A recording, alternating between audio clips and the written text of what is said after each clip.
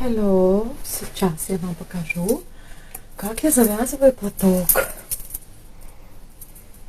Окей. Сперва волосы собираем. Конечно, ilk makyajda edeceğiz.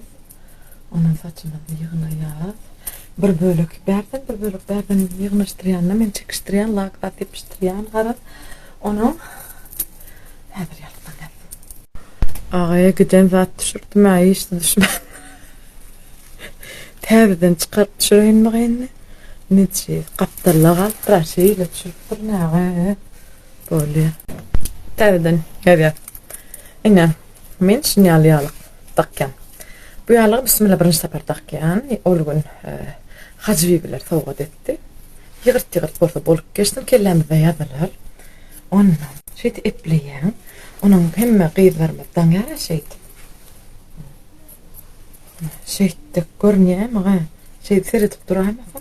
Ona mena bu işine var. Şunal yana şeydi koyuver yani bileyen.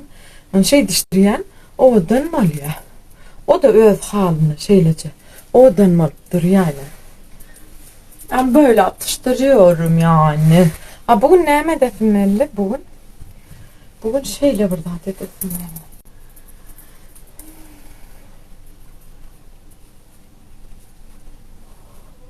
şey ettik. Ondan önce bärine arasılap başladık.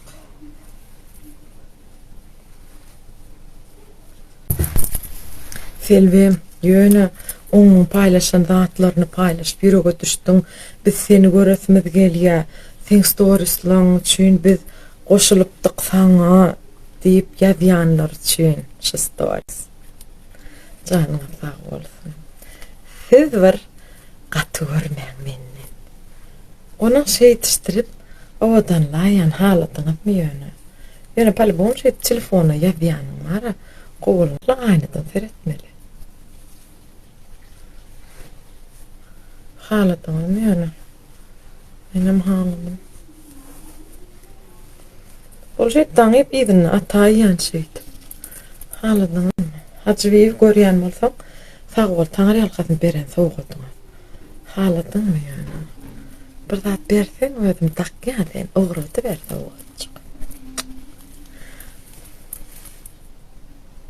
Şu an men videon Android'da yazdım. iPhone'da yazdı xas awwal ya yani Android'da çalt yükleniyor. iPhone'na vaqti bilan yuklanmaya. Buradan kaçtas betek olsa özür dilerim. Yani tushunukli bo'lanlar.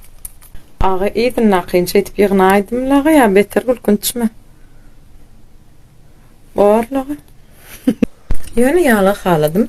Sipma yani kan quvvatır yani kan. Başqa renk madde yani. Yani من renk xaladım. O geçtirik bana.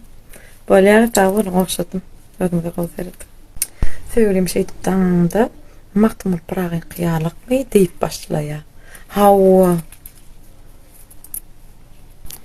Ayo yine koy verdim aydım da. Söydüsüne seresen kan varınır. Kan aynen onu seretip durma. Çatçık işlerine git. Haydi. İşin doğruna. Toy soğlayınca şu yağdaya gelle. Normal yani.